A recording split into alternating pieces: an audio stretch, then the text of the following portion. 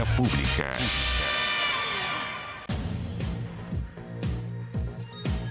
¿Qué tal? ¿Cómo están ustedes? Bienvenidos a Vía Pública. Ante la comisión investigadora de la Cámara de Diputados que investiga las acciones del Ejecutivo en el caso Manuel Monsalve, la ministra del Interior, Carolina Toá, reconoció que el ex subsecretario debió dejar el cargo antes. La secretaria de Estado concurrió en la mañana de este lunes al ex Congreso para exponer ante 13 diputados y diputadas que buscan justamente esclarecer las discrepancias que se han detectado en toda la acción política, además de un presunto mal uso de gastos reservados por parte de la exautoridad y también en los temas de inteligencia. Es decir, son muchos los ángulos, ya lo sabemos, que han aparecido en el caso Monsalve.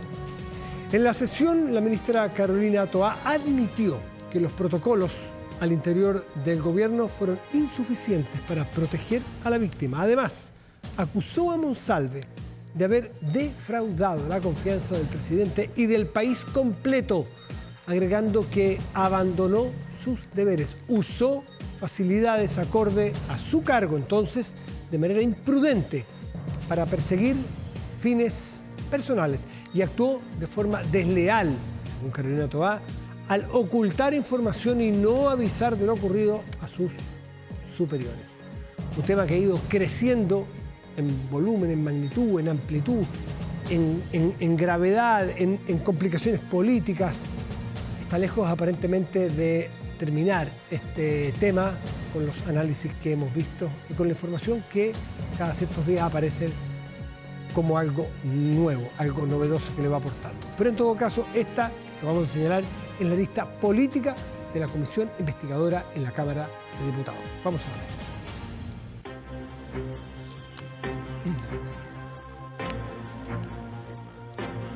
Bueno, y ya están con nosotros nuestros panelistas habituales de días martes. Los invitamos el lunes porque, claro, ayer hubo elecciones y hay mucho paño que cortar allí.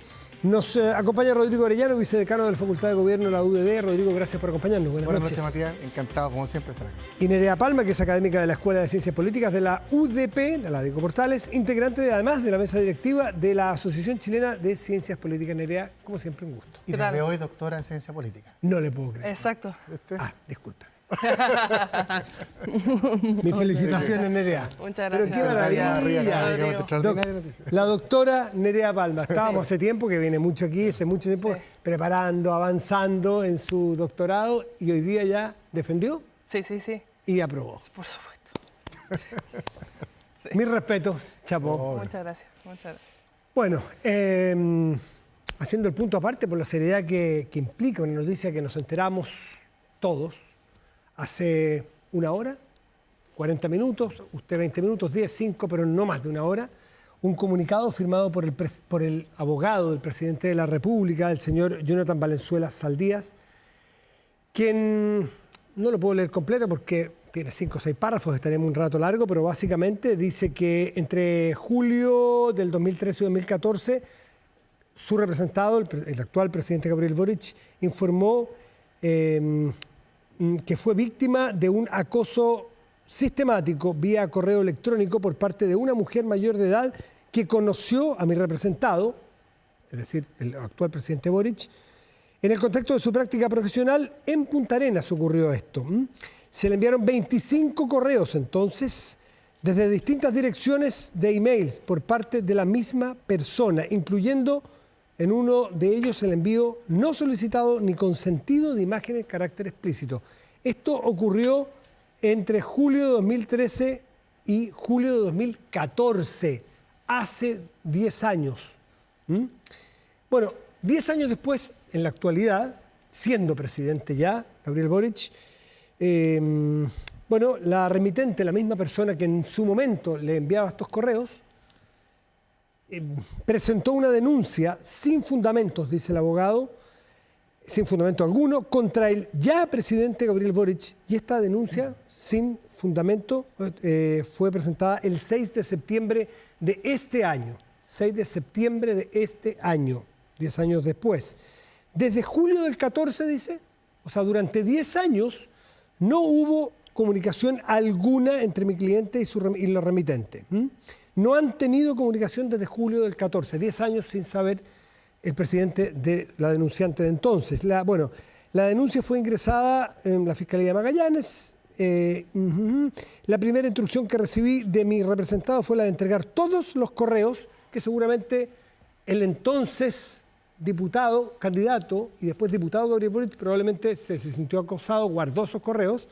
Bueno, se los entrega, la primera instrucción que recibí fue entregar los correos que la remitente envió y los antecedentes necesarios para el oportuno establecimiento de los hechos a la Fiscalía. Pero el 22 de octubre del 24, hace muy poquito, hace, qué sé yo, 40 días aproximadamente, en Punta Arenas hice entrega, dice el abogado, de todos los correos enviados a Gabriel Boric para demostrar la falsedad de los hechos denunciados y dar cuenta del acoso sufrido por mi representado al fiscal a cargo de la investigación, el señor Crisosto. En virtud del tiempo transcurrido, o sea, desde el 22 de octubre a la fecha, en virtud del tiempo transcurrido y la nueva entrevista solicitada, se consideró, por parte entonces del propio Gabriel Boric, hacer públicos esta información. El presidente rechaza y desmiente categóricamente la denuncia y así quedará demostrado en las instancias correspondientes. ¿Lo leíste completo? No, me salté algunas cosas del artículo no sé cuánto y qué sé yo, claro, pero para darles, porque también en estas cosas son, digámoslo, tan delicadas que uno no puede ponerse a sobreinterpretar, ni meter las patas. Hay que darle la claridad y la objetividad quirúrgica que requiere, porque esto es muy grave, esto es muy delicado. Sí. Rodrigo Orellano. Sí, una denuncia que llega 10 años después de los hechos. Bueno, hemos conocido muchos casos que denuncian muchos años después, por lo que significa el acoso o este tipo de acusaciones o de eventuales delitos. A mí, sin tener mayores antecedentes, porque como tú dijiste, lo conocimos recién, hace media hora, 15 minutos, lo que me sorprende son dos elementos. Uno, la tardanza en hacerlo público. El presidente tomó conocimiento de este hecho el 6 de septiembre, incluso antes que estallara el caso Monsalve. Y no hace sentido, una vez estallado el caso, que estalló casi un mes después, no transparentar una situación tan delicada, sabiendo justamente que una de las críticas más profundas que ha habido a probablemente la crisis más grave que ha tenido los gobiernos desde el retorno a la democracia, desde que yo recuerde, es la falta de transparencia y comunicación de algo que afectaba directamente a un personero de la jerarquía como era Manuel Monsalve y en este caso al presidente. Es decir, han pasado más de 3 meses desde que el presidente tomó conocimiento, 2 meses. Perdón, 2 meses. Sí, 2 meses desde que tomó, exacto, 2 meses y nos enteramos el día de hoy. Al parecer, no sé si no se entendieron las claves, no aprendieron las lecciones. Yo aquí voy a dar el beneficio de que el presidente tiene derecho, por supuesto, a dar los actos cuando él estime conveniente, pero no logro entender la lógica de la tardanza cuando ya enfrentaba críticas muy profundas, muy graves, por la poca celeridad y transparencia en el caso del ex subsecretario Monsalve. Más aún que, recordemos, no es la primera denuncia que recibe el presidente. Comentábamos con Nerea fuera de cámara que ya habíamos una acusación por lo mismo cuando él era estudiante de Derecho, que surgió en la campaña y que después, al parecer, la persona se desistió de dichas acusaciones. Por lo tanto, por lo mismo, yo creo que aquí requiere mucha transparencia y esperamos no solamente el comunicado del abogado, sino que aquí sí yo creo que el presidente tiene que responder con claridad, con transparencia, las acusaciones que está enfrentando. Diría, ¿cómo ves tú esto, que es particularmente delicado por las personas involucradas, por el carácter de los hechos de la acusación y la persona involucrada como acusada? Sí, bueno, en realidad es un caso tremendamente complejo desde el punto de vista que no solamente involucra al presidente de la República, involucra al Poder Ejecutivo en su general, por las consecuencias que esto puede tener. Eso es un aspecto que hay que mantener a la vista. O sea, lo que pase con el presidente de la República no solamente afecta al presidente de la República, sino que también afecta evidentemente al gobierno completo y al Poder Ejecutivo. Por eso demanda una responsabilidad muy especial de los medios, de los que tienen un micrófono, de los políticos, de la oposición, de su equipo de gobierno. Nada es chacota de esto, pero esto es más grave que un caso o no de acusación. Una institución que envuelve, ¿no? Exactamente. Y por lo tanto, eso implica que necesariamente tenemos que ser lo suficientemente críticos como para ver los detalles que Rodrigo mencionaba, ¿cierto? Por ejemplo, cuándo tomó conocimiento el presidente de la República de la denuncia, cuándo cuándo se transparentó esto en la prensa, los timings que hay entre medio, no necesariamente porque se quiera hacer un punto en contra o crítica de Gabriel Boric porque es Gabriel Boric y es un político, ¿cierto?, importante, sino que justamente porque es el presidente de la República. Y la transparencia con respecto a lo que pasa con él es tremendamente importante, y mucho más que eso en realidad es difícil decir en este momento con pocos antecedentes que tenemos. Van a comenzar probablemente las mismas preguntas del caso Monsalve, y yo creo que cuidando la figura del presidente, sobre todo además que tenemos un régimen presidencial y en eso las instituciones creo que son fundamentales para mantener la institucionalidad y la democracia en nuestro país. Pero van a empezar los cuestionamientos. ¿Sabía la ministra de la Mujer? ¿Sabía el círculo cercano? Sus asesores que en este caso que hicieron las mismas preguntas que la ciudadanía legítimamente se ha hecho en el caso Monsalve, se van a traspasar ahora la carga al presidente y su caso. Y por eso creo, Matías, que al igual que en el caso Monsalve, que yo creo que, bueno, podemos comentar también lo que sucedió hoy, que concurrió la ministra toda la comisión investigadora a darse esta respuesta, yo creo que aquí el presidente va a tener que dar un paso más adelante y no quedarse en una declaración, sino que él también dar su versión. Porque ya lo hizo con el ministro Monsalve, porque dedicó 50 y tantos minutos para justificar sus decisiones. Eso es visto por todos los analistas y privadamente por varios asesores como un error del presidente. Sí. Y que, esos 53 minutos, porque hay que medir también la información por la persona que representa, Gabriel Boric, que es el presidente de la República. Entonces, a lo mejor decir, ¿qué? ¿Volver a transparentar? ¿Volver a cometer otro error? ¿O aquí cómo avanzar en transparencia sin cometer errores que sí se cometieron ese viernes 18 de octubre, en los 53 minutos en la comuna de Lampa, donde el presidente, a juicio de su propia asesora, fue más allá de lo prudente. Le dijo, es suficiente. Sí. Le dijo, no es suficiente. Y siguió. Sí. Sí. Entonces, ¿hasta dónde? ¿Cómo? Exigir transparencia, pero no cometer el error. Es que lo que pasa es que, bueno, en el caso que estamos conociendo ahora actualmente, hay mucho que no sabemos todavía, evidentemente, porque estamos ante el primer antecedente que tenemos y por lo tanto tenemos que no solamente esperar cómo se va a desenvolver esto dentro del Poder Judicial, sino que también los antecedentes que vamos a tener. Entonces, desde ese punto de vista, cualquier comunicación del presidente puede ser considerada como un paso en falso siempre y cuando esté entregando mayor información de la que debería entregar en el contexto de que pudiese haber una investigación en curso, por ejemplo. Entonces, desde ese punto, no todas las preguntas de la prensa son respondibles por el presidente de la República porque hay una investigación en curso principalmente. Bueno, voy a ser bien franco, es muy responsable hacer este análisis, pero no aventurar ni juicios, ni antecedentes que no tenemos, y no porque se trate del presidente, sino además, porque no es responsable hacerlo con los antecedentes que tenemos, son demasiado preliminares. Muy preliminares. Estamos todos reporteando, esa es la verdad. Yo en este momento, mientras hablamos, estoy reporteando también para tener antecedentes, porque no es justo, no está a la altura de este canal, no está a la altura de profesionales adultos, ponerse a especular con un hecho así. Pero por lo mismo, Matías, yo coincido contigo. Esto tiene que ser muy serio y bueno, y así ojalá fuésemos siempre en la política, pero la verdad que los actores no siempre actúan con esa seriedad. Y frente ya, me imagino, el día de mañana, estamos viviendo un ambiente muy polarizado en las élites políticas, no creo que a nivel de ciudadanía. Y antes de empezar a cuestionar o de pedir renuncias, explicaciones, me parece que así como lo hizo en una puesta en escena fallida, no creo que el hecho haya sido incorrecto, yo creo que la puesta en escena del presidente fue fallida, creo que enaltece la transparencia, da seguridad que él mismo sea capaz de, como en otros casos, otros presidentes han tenido que justificar acciones, también lo haga el presidente Boric. Aquí tiene también la tranquilidad, por lo que vi en el comunicado, de su inocencia, y eso también yo creo que es bueno escucharlo de él. El análisis crítico, con mucha responsabilidad, es lo que manda hoy día. No tenemos más antecedentes para seguir, por lo tanto vamos a cambiar de tema. Tocamos el tema hasta donde estimamos en nuestro criterio, y ojalá no nos equivocado, por lo sensible que es el tema, lo repito por enésima vez, de haber avanzado hasta donde uno puede con la prudencia del caso. Sí. Y vamos a conocer, estamos muy encima, mañana seguramente va a ya fluir mucha más información y a partir de eso también se puede volver a opinar, pero con información. Tener análisis crítico a partir de información. No hay, hasta ahora, o yo no dispongo de más información hasta ahora.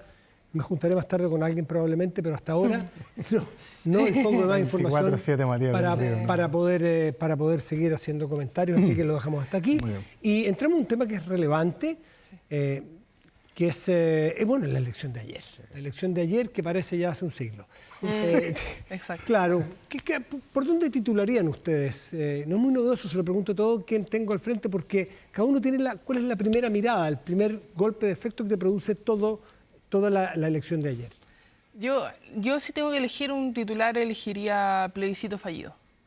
Mira, ¿fallido en qué sentido? En el sentido en que, en términos generales, lo que buscaba hacer la oposición era enmarcar esta elección, esta segunda vuelta, como un plebiscito al gobierno en, por supuesto, las gobernaciones donde efectivamente competía el oficialismo. O representantes del oficialismo. Y lo que nosotros vemos con los datos electorales es que ese plebiscito,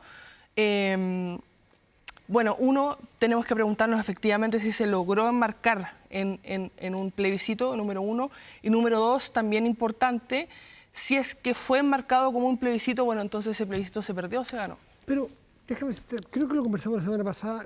Cuando estaba el caso Monsalve a todo dar, con mucha información, mucha atención, pareció que había pasado por arriba de este supuesto plebiscito. Y habíamos dicho, no agarra mucho esta elección Orrego-Orrego, que puede ser la más vistosa. No fue bien. Me da la impresión, no sé. Yo coincido con eso. Pero no fue la semana pasada, porque la semana pasada quedamos pendientes porque justamente fue la lectura de las cautelares. Las cautelares, efectivamente, nos tocó justo en vivo y tuvimos que postergarlo. Pero yo creo que el diseño original, y bien pensado desde el punto de vista de un gobierno con una crisis profunda, en un contexto de crisis de seguridad, con cifras económicas que habíamos conocido 2 semanas anteriores que no eran muy alentadoras, tenía cierta lógica desde el punto de vista electoral plebiscitarlo. Más allá de que siempre una elección que transcurre durante el mandato de un gobierno tiene esa lógica. Pero yo creo que lo que dice Matías es cierto. El caso Monsalve, la explosión que significó la lectura de las medidas cautelares, la prisión, ver a un subsecretario esposado, etcétera, y la discusión de los días posteriores, si había que moverlo a Capitán, finalmente el viernes en la noche se traslada a la cárcel de Capitán Llávar, eclipsó un poco la elección. La llevó a un segundo o tercer plano. En el fondo, la agenda setting de esos días era hiperconcentrada en el juicio al subsecretario Monsalve y, bueno, y los cuestionamientos de un lado y otro. Entonces, si bien yo creo que el diseño estaba pensado para eso, no logró cuajar, dado que durante la campaña, que fue muy corta, recordemos, solamente 2 semanas, estalló con mayor dureza este caso y se comió la agenda. Ya, ese es el titular de Nerea, que ya lo comentamos. Sí. ¿Cuál es tu bajada? Yo creo que el gobierno salvó los muebles frente a una incertidumbre electoral. Por lo que decía. Muebles. Sí, salvó los muebles de todas maneras. Es decir, y queda muy... Yo creo que el gobierno anoche, como en la elección anterior, las caras eran largas, bastaba ver la imagen del presidente de la República versus Chile Vamos, yo creo que ayer las expectativas jugaron en contra un poco de lo que le sucedió a Chile Vamos. Porque muchos apostaban que era posible ganar la región metropolitana, era posible sorprender en Valparaíso y estaba bastante más cierto el escenario de la región del Biobío. Frente a esa lógica, que se generó una expectativa previa la semana, lo dijo la alcaldesa de Providencia, ustedes creían incluso que podía ganar Francisco Orrego a Claudio Orrego, se generó una especie de expectativa electoral que sabemos que en la medida que no se cumplen termina afectando y se entendió como derrota. Por lo tanto, yo creo que ayer se trasladaron esos ánimos que hubo en la primera vuelta a la inversa. Chile Vamos, pese a que obtuvo un buen resultado, recuperó, o sea, ganó gobernaciones que no tenía. Hoy día son 16 regiones. Hay 15 en manos del oficialismo y 1 en manos de la oposición. Habían. No, hoy que todavía está... Todavía no perdón, sí. El periodo que está terminando. Sí. 15-1. Y en la nueva película, la nueva temporada de esta serie va a ser 10-6, también en favor del oficialismo. Es decir, se emparejan bastante la cancha. Eso sí que es verdad. Los 10 vamos a ser generosos. Yo sé que los 10 no son 10 exactamente, pero vamos a contar a Zafirio, vamos a contar a Orrego, los vamos a contar en los 10 del oficialismo. Pero ese es un capítulo de la serie. El otro capítulo dice que están equiparados en votos a nivel nacional, que Chile Vamos recuperó 40 municipios que había perdido la elección anterior, que a nivel de concejales y de core quedó muy bien también posicionado. Por lo tanto, te digo que si uno analiza la película general, la elección de primera vuelta y la elección de segunda vuelta, se equipararon bastante las fuerzas en el país, que había una especie como de paradoja y que hoy yo creo que representa el Chile más real. Entonces, si está Nerea, hoy día emparejado, porque en una cosa gana la derecha, vamos a poner derecha e izquierda, va a ser lo más fácil, pero no exactamente. Oposición y gobierno. Si la oposición gana algunos sets, vamos a poner de tenis, algunos sets, y el gobierno gana otro set, el partido está empatado. ¿No es cierto? Está empatado. Con las crisis económicas, de seguridad, el caso Monsalve, son 3 crisis bien potentes. ¿No es acaso un buen resultado para el gobierno? Uno pudiera pensar en un país que se iba a plebiscitar o que todos estos problemas, el gobierno hubiera obtenido, o el oficialismo, mucho más bajo, logra empatar pese a las crisis que hay. Por lo tanto, para la oposición es bien cuesta arriba, más que esto es difícil que saquen, ¿o no? Exactamente. Bueno, yo quería ir a ese punto justamente desde el punto de vista que las últimas semanas para el oficialismo han sido tremendamente difíciles, justamente por el caso Monsalve y también en general por el resultado de las elecciones municipales, que si bien no fueron del todo malas, dentro de lo que se esperaba, no fueron obviamente del todo buenas para el sector, pensando en la comparación con la elección pasada. Eso por un lado. Y por lo tanto, estábamos ante un escenario que era bastante probable que muchas gobernaciones o varias de las gobernaciones se perdieran, ya se habían perdido algunas, de hecho. Entonces, desde ese punto de vista, me parece a mí que el enmarque del plebiscito no necesariamente estuvo ligado con antigobierno o no antigobierno. También puede haber sido respecto al caso Monsalve. Ellos están con Monsalve. Ellos trabajaron con él, estaban en el Poder Ejecutivo.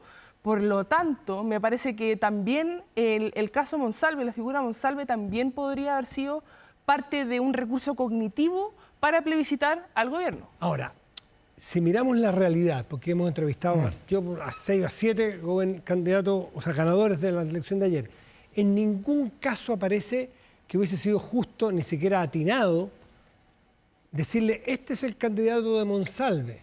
Son elecciones hiperlocales, a eso me refiero. Incluso alguno del mismo partido que era. Pablo Silva estuvo aquí, Partido Socialista, el ex partido. Jamás se me ocurrió tener en mi cabeza, estaba aquí en el debate, decir, si este es el tema que está hoy día mandando la agenda, este es el candidato Monsalve, anti-Monsalve. Fueron temas completamente por vías separadas. Te voy a agregar un elemento adicional, fíjate. Sí, dale. Se dieron electos varios gobernadores que estaban, algunos no, pero varios gobernadores que estaban involucrados en los casos convenios. De la segunda región, donde nace el caso convenio, finalmente resulta electo. Bueno, hay gente que también atribuye a la región metropolitana. Ñuble, se perdió Biobío. Por eso digo que a veces el comportamiento electoral, sobre todo ahora, que se incorpora a un mundo de votantes obligados que no responde necesariamente a esta lógica de gobierno, derecho, izquierda, sino que más bien de gestión, de cómo están haciendo las cosas. Y sabemos que un incumbente que ha hecho razonablemente bien el trabajo, cuesta mucho de alguna forma sacarlo. Por eso es mérito a aquellos candidatos, tanto del oficialismo como de la oposición, que recuperaron municipios o gobernaciones que estaban en el otro sector. Sí, verdad, pero una cosa bien importante mencionar es que una cosa que no se puede negar es que el caso Monsalve sí fue utilizado para fines electorales, así como sí fue utilizado como recurso para criticar al gobierno, con justa razón. La misma ministra Toá lo reconoce hoy día que el Estado falló.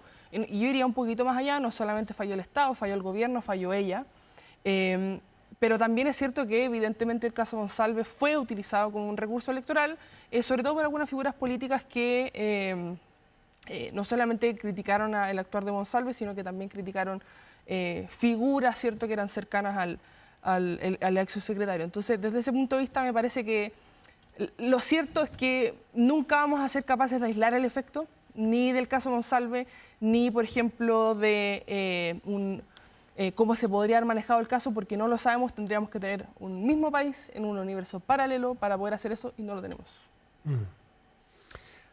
Rodrigo, ¿qué es lo que viene? Esto es lo que pasó ayer. ¿Es el pitazo inicial del partido que termina en la presidencial? De todas maneras. Yo creo que ahora entramos en código electoral del real. Y frente a ese, algunas conclusiones. Uno, más allá de de sacar resultados. Yo creo que la centro derecha debe tomar como lección que la unidad es fundamental cuando uno va en elecciones uninominales.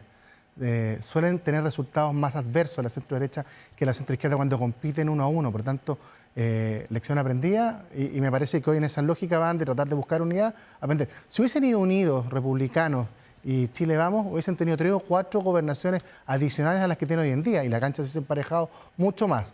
2, liderazgo hay que observarlo, tanto en la centro izquierda como en la centro derecha. Frente a una escasez de elenco, hay 2 liderazgos muy potentes que quedaron al líder. Tomás Boanovich, generalísimo en la campaña, del otro liderazgo, Claudio Rego, y bueno, ya hace rato yo creo que está consolidado en la centro derecha, que yo la veo como una especie de piloto automático, así como que va tranquila. ¿Eso es bueno o malo? O sea, cuando no tienes nada y cuando al final del día te mantienes permanentemente, independiente de lo que haga tu sector, sin daño, yo creo que lo veo positivo, porque pese a los ataques, pese a los resultados electorales buenos y malos, Evelyn Matei se ha mantenido consolidada en una posición en la pole position sin que de alguna otra forma nadie la afecte. El más cercano es José Antonio Kast, de la centroizquierda, salvo en un minuto Michelle Bachelet, no existe ningún otro candidato, a excepción de los que yo nombre, que creo que van a tener que tomar una decisión. Pero en la medida de que más difícil se le hace al oficialismo de conseguir un candidato, ¿no es más imposible de resistir de parte de la presidenta Bachelet de asumir esa responsabilidad? Ya lo hizo una vez. Sí, ¿no? Y es claro. hipercompetitiva, lo sabemos. En Chile los expresidentes son competitivos. Sí. Eduardo Frei, ayer estuve mirando, le compitió a Sebastián Piñera el 2010.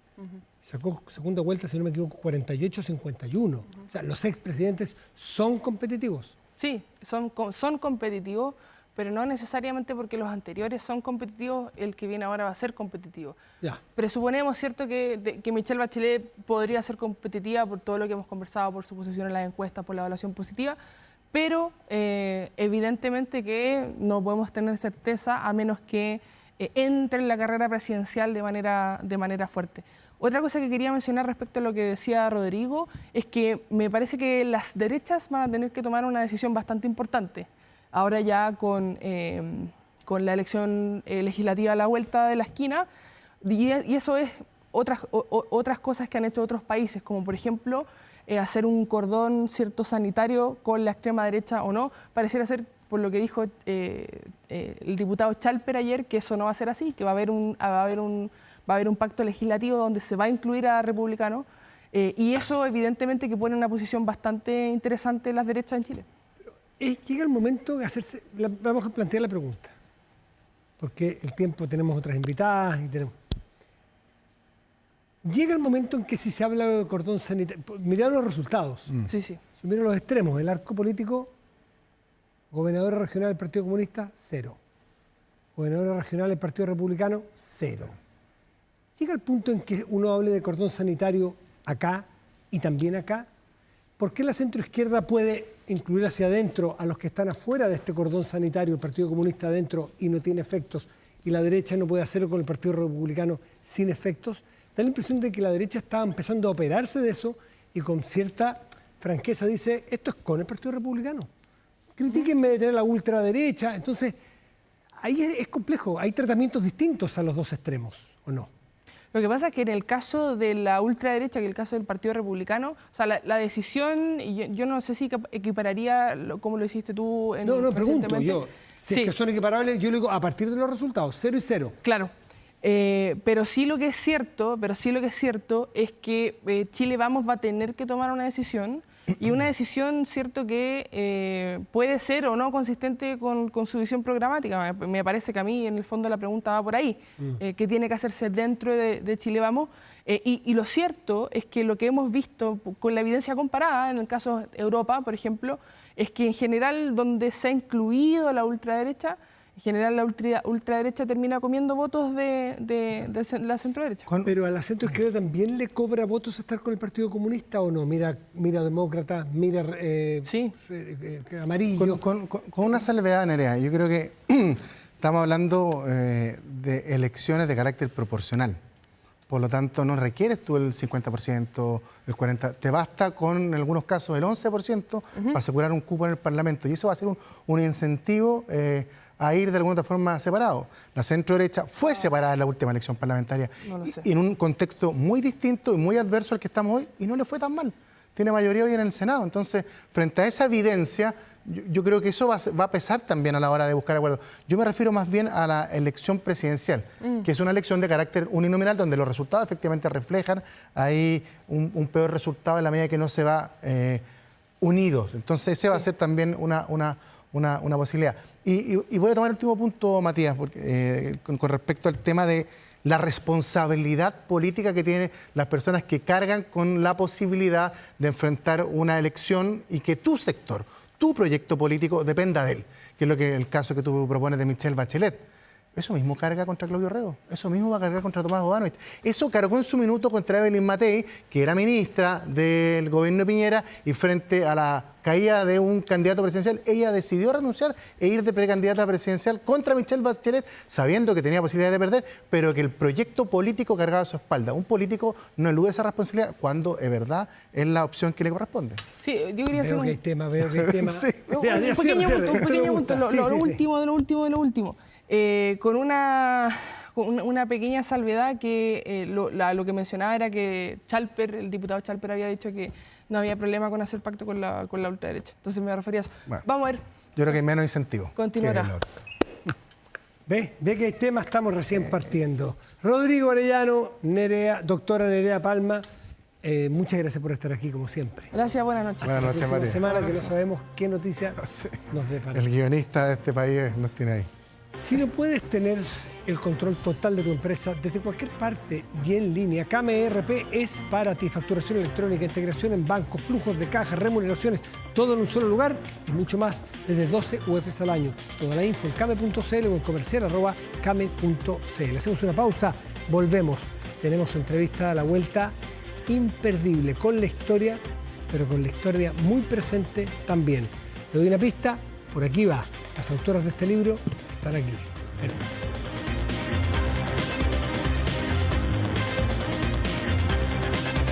La contingencia a veces agobia y a veces no nos permite pensar, y por eso hay que contrastarla con la historia. Y la historia lo que no solo nos permite, sino que nos exige es reflexionar y pensar.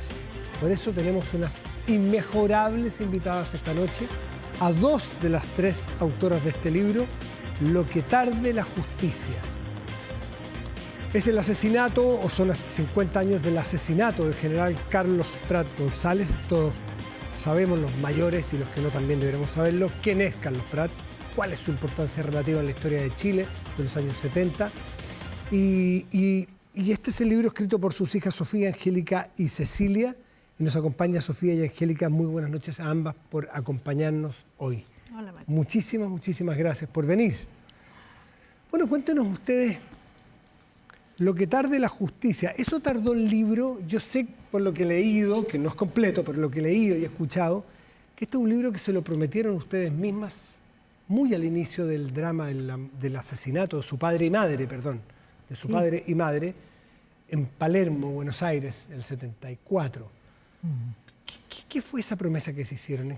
¿Cómo? Cuéntame. Bueno, la promesa fue encontrar justicia.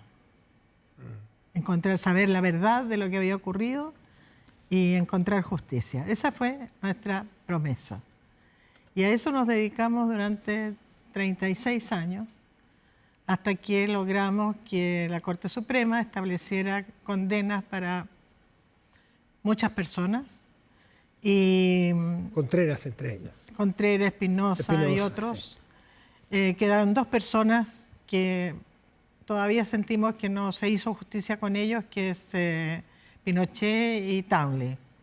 Pinochet, el autor intelectual, que no pudo ser procesado por razones de salud mental, que finalmente no era tal. Y Townley, que no pudo ser procesado por convenio que había entre el gobierno chileno y Estados Unidos. Pero, sin embargo, a pesar de eso, quedamos tranquilas porque la verdad se supo, que es lo importante. Y, Angélica, la verdad judicial es una, pero esta no es la verdad judicial. Esta es la verdad que las 3 hermanas recorrieron el mundo, buscando antecedentes para poder legarnos a todos, a la sociedad, esta historia, ¿de qué va esta historia? Porque yo sé que ustedes son una familia que no anida odio, que no anida ganas de rencor, anida ganas de entregarle a la sociedad y a su familia, a sus hijos y a sus nietos. ¿Cuál es la historia y cuál es su versión? Justamente, mira, nunca pensamos en escribir el libro, en verdad. No estaba en nuestro proyecto. Sin embargo, por una oferta de hacer lo que nos hizo Random House, decidimos hacerlo. Habíamos cerrado el tema nosotros en julio del 2010, cuando fue la sentencia de la Corte Suprema. Habíamos cerrado el tema. Y sin embargo se nos presentó esta oportunidad y claro, después de un tiempo en que hemos madurado mucho más todas las cosas que hicimos, fue una estupenda oportunidad. Y ahora con la perspectiva de haber escrito el libro nos damos cuenta que es un tremendo aporte para, bueno, claro, para nuestros hijos en primer lugar, que les ordena la historia que ellos sabían así a pedazos, pero también es una oportunidad de mostrarle al país, ¿cierto?, que está tan polarizado, cuáles son las formas de llegar a la justicia, porque de verdad que hay tantas personas que se han mantenido en una postura, tal vez porque no supieron, y esta es una información más para saber qué pasó. ¿Puedo ir un segundito antes de los hechos dramáticos y deleznables del asesinato de sus padres? La relación a mí siempre me ha impactado y tengo en la memoria en la fecha 23 de agosto del 73. Leyendo historia, casi que recuerdo un diálogo entre el presidente Salvador Allende y el ministro entonces Carlos Prats, que tenían que resolver una situación compleja de sucesión en el ejército. Su padre era ministro y era comandante jefe del ejército. Claro. Y bueno, venía ya hace un rato en el gobierno, y para resolver qué hacer, porque no podía seguir esta dualidad, ustedes me corrigen, en algún momento el presidente Allende le dice a su padre, bueno, tenemos que nombrar un sucesor, ¿quién es? Y entiendo, me corrigen por favor, que su padre, algo de hecho, que de los pocos o los únicos confiables era Augusto Pinochet. Estamos hablando del 23 de agosto del 73, 3 semanas del golpe. Antes del golpe. El día que renunció mi papá. El día que renunció su padre y asume Augusto Pinochet Ugarte como el comandante en jefe del ejército. No pasó un mes y fue el golpe. ¿Cuál era la relación? No quiero ponerle nombre, si amistad, si simpatía, si cercanía, si confianza. ¿Cuál era la relación de su padre con Augusto Pinochet? El primero con el segundo del ejército. Exacto, sí. Eran compañeros de armas. Yo no diría que eran amigos. ¿Ah? Pero, sin embargo, mi papá tenía confianza en lo que él decía.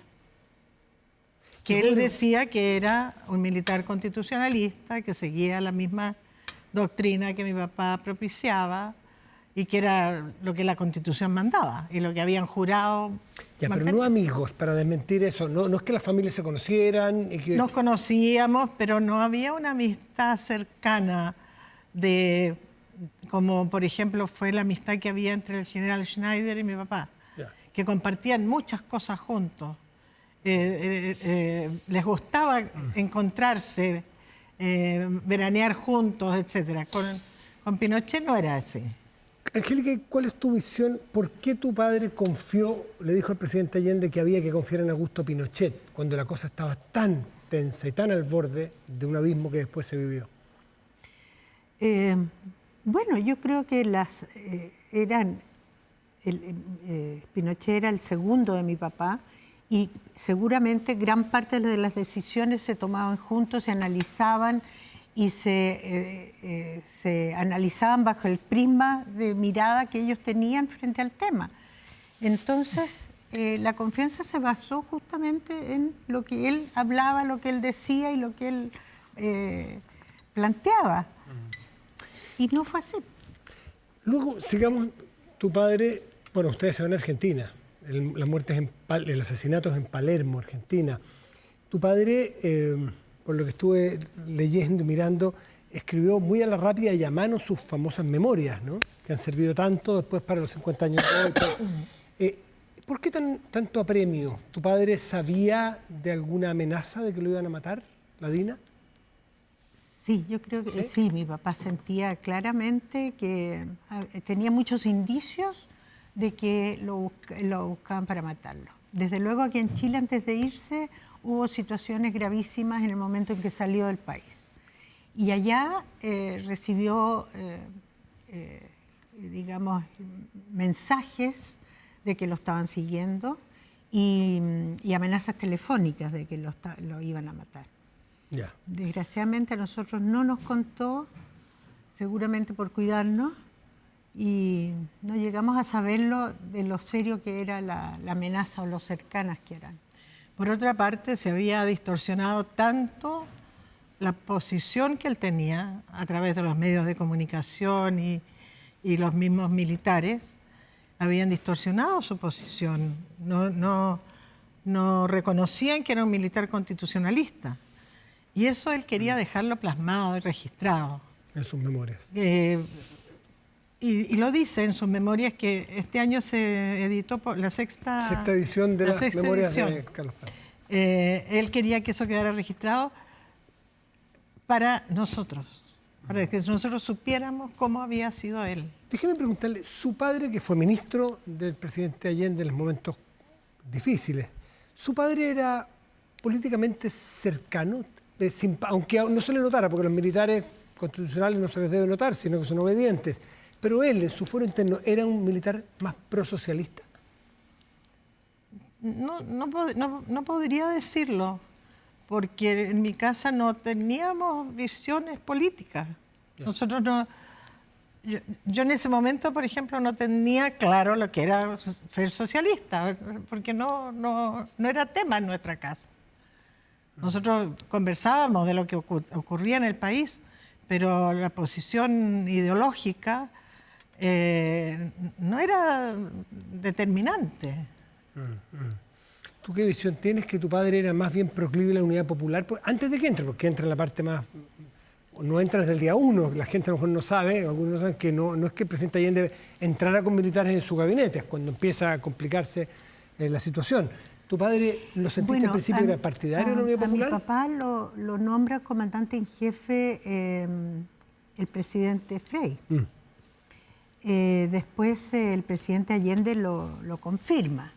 Pero claramente, y él lo dice en su libro, él es una persona que no tenía una línea de partido político, sino la línea que trazara el gobierno de acuerdo al gobierno elegido. Esa era la postura, de respetar el gobierno elegido por el pueblo y, por lo tanto, lo que mandaba la Constitución. Más aún, yo recuerdo que antes del asesinato del general Schneider, ellos conversaban respecto de que una vez que fueran las elecciones, cualquiera que fuera elegido, se retiraban los dos. ¿Se retiraban? Obvio, pues, porque iba a haber cambio de gobierno y por lo tanto se tenían que ir porque eran los más altos mandos del ejército. Y lo que correspondía era que ellos se retiraran y el presidente nuevo nombrara una nueva. Claro. ¿Con qué, Sofía y Angélica, con qué se va a encontrar la gente que quiera abordar este libro? ¿Con qué? Porque uno puede, con un legajo judicial, con un testimonio familiar, con una mezcla, con unas pesquisas casi de película. ¿Con qué se va a encontrar la gente? Con todo eso. Con todo eso y más. Una mezcla tremenda, sí. Porque fueron varias líneas que se tuvieron que trenzar. La vida familiar de nosotros, la vida profesional de nosotros. Desde luego, cada día el juicio, el día a día de un juicio de 36 años, el contexto político chileno, el contexto político argentino, lo que estaba pasando en Italia en los juicios de Letelier y de Leyton, todo eso nos tuvimos que vivir y no fue fácil contarlo porque era una mezcla muy grande. Sí. Tú, Sofía, ¿qué opinión tienes respecto de vender, entre comillas, el libro a la gente que se interesa por estas historias? Y lo va a encontrar, además de lo que dice Angélica, ¿en qué tono? A ver, por lo que yo he escuchado de la gente que lo ha leído, ¿sí? De que es un libro que cuesta mucho dejarlo, porque está escrito de una manera fácil de leer, con situaciones muy inesperadas que van ocurriendo y que demuestran, digamos, el cambio, el cambio social, político, cultural que fue ocurriendo durante los 36 años. Y nosotros entre medio de todo eso. Entonces, es un libro que lo que yo quisiera es que permeara los corazones que no son muy generosos. Ustedes tienen la suerte, entre comillas, de tener una verdad judicial cerrada, saber lo que ocurrió con sus padres. Es una suerte, entre comillas, por favor, que se entienda bien. Pero hay muchas familias que no han logrado eso y que no tienen ni un rastro de lo que pasó con sus familiares, hermanos, hijos, padres. Bueno, yo pediría a las personas que todavía tienen información respecto de ello que entreguen la información de forma anónima, a través de sacerdotes, como sea. Pero ojalá eso se dé, porque la incertidumbre es una cosa que demuele el alma. Angélica, ¿ustedes se reconciliaron con el Ejército de Chile? Si es que estuvieron, me imagino, en algún momento en una situación de sentirse defraudada, traicionada. Bueno, es el Ejército de Chile el que... En 50 años te puedo decir que hay una evolución bastante especial. En un inicio fue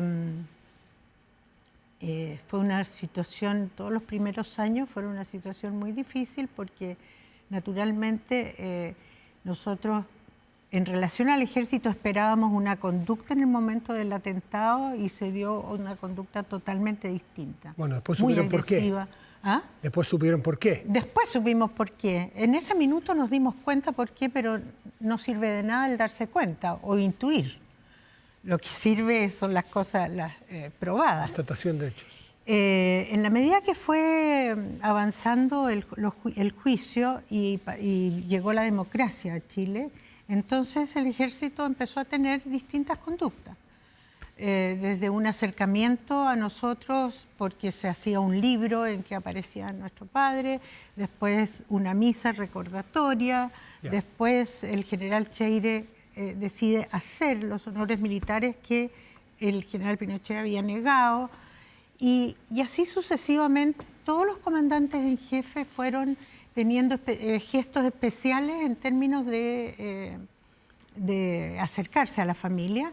Y cuando se produce en la Corte Suprema la sentencia final, el general Fuentealba en ese minuto es muy definitivo en decir cuánto lo siente el ejército y cuán responsables son las personas que participaron, que eran 7 generales de Chile, del ejército de Chile, los condenados. Entonces, ante eso... claramente usa palabras muy fuertes para... Por lo tanto, esa herida es una etapa cerrada con el Ejército de Chile, una reconciliación total de parte de la familia Prat-Cuthbert. Yo quisiera decir que en esa oportunidad el general Fuentealba nos invitó con todos los comandantes en jefe a una reunión especial en su oficina y con los generales de esa. Y después... el general Oviedo, el general Martínez, también hemos tenido acercamiento. Este año se cumplieron 50 años del asesinato y el ejército estuvo ausente. ¿Ninguna explicación? No. Es una... A ver, yo siento que es un desconocimiento de una figura que representa lo que el ejército debe ser. Eso es lo delicado del tema. Perdón, lo último, estoy pasado en lo último, seguro. ¿Ustedes tienen información de cómo se les enseña el nombre de su padre a los estudiantes de la escuela militar o a los estudiantes del ejército de día? No. Es interesante saberlo. ¿Cómo Usted se habla es periodista de investigación. ¿Cómo se habla no se me ocurrió, pero ¿cómo se habla de Carlos Prat a los nuevos militares? No sé. ¿Cómo se habla de la doctrina constitucionalista del ejército? Claro, es más allá que la persona. Exactamente. Sin duda, gran punto. Angélica y Sofía Prat-Cuthbert, Y digo el apellido en honor y en homenaje a su madre, Sofía Cuthbert, que también falleció en el atentado, aquel en 1974, Palermo, Buenos Aires. Hay un libro que se llama así, Palermo, 1974. Bomba en una calle de Palermo. Bomba en una calle de Palermo, de Mónica González. Es un libro, claro, de los años... Que nos sirvió mucho en el 78. proceso. Claro. Porque entregó mucha información que pudimos incorporar. Ambas, muchísimas gracias por venir hasta acá. Felicitaciones por este libro. Está ya publicado, entonces, Lo que tarde la justicia, de las 3 hermanas Angélica, Sofía y Cecilia Prat Cuthbert. Gracias a ambos por estar aquí. Gracias. Y saludos a su hermana Cecilia también. Sí, vive en Coquimbo, ella por eso no Coquimbo. está. Bueno, nos estarán viendo en Coquimbo a lo mejor. Sí, saludos a ella. Buenas noches. Gracias, muchas gracias. Matías. Hacemos una pausa, volvemos, espérenos.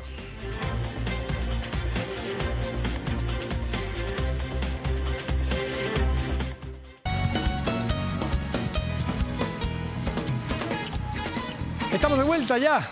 Estamos de vuelta aquí en Vía Pública, con muchas noticias dando vuelta, mucho reporteo entre las entrevistas. Pero esto es así y es muy interesante que sea así porque vamos a poder brindarles más noticias de los últimos hechos conocidos judiciales. Bueno, vamos de inmediato con... a esto me refería exactamente. Revelan denuncia contra el presidente Boric por acoso sexual. Defensa del presidente dice, él fue víctima de un acoso sistemático, el presidente. La denuncia es contra el presidente, pero el presidente dice que antes fue acosado por la persona que hoy lo denuncia. Es parte de lo que se ha conocido hace muy poco rato, estábamos prácticamente empezando este programa, y es un comunicado que firma el abogado del presidente de la República. Sobre ese hecho todavía se conocen pocos antecedentes más, por lo tanto amerita leerlo cuidadosamente, esperar reacciones, más informaciones para poder ir conociéndolo con la responsabilidad que merece un caso tan delicado como este. Vamos al informe, o más bien al pronóstico del tiempo para esta semana. Despejado, parejo, sol de principio a fin, hasta el próximo sábado. Y las máximas estarán en 25, pero empiezan a subir 27.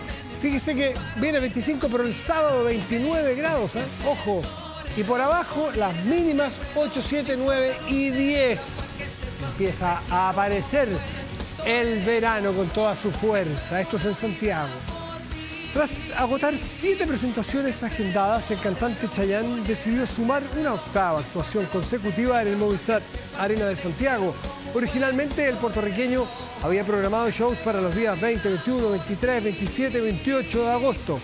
Bueno, la venta de entradas se fue, pero rapidísimo, y se agregaron 2 más. Anote, 1 y 3 de septiembre de 2025, Chayanne en Chile. Y no se descarte que agregue más, si esto es así. Sin embargo, los boletos también se agotaron rápidamente de estas 2 nuevas, así que no note nada, porque parece que se agotaron, dando origen a una nueva actuación de Chayanne en Chile. El 8º concierto, este sí, ahí sí hay aparentemente, quedó agendado para el próximo 4 de septiembre en el mismo Movistar Arena. Esto sí que anótelo, la preventa de entradas iniciará a las 11 horas este martes 26, mañana a las 11 horas, a través de la tiquetera.ticket.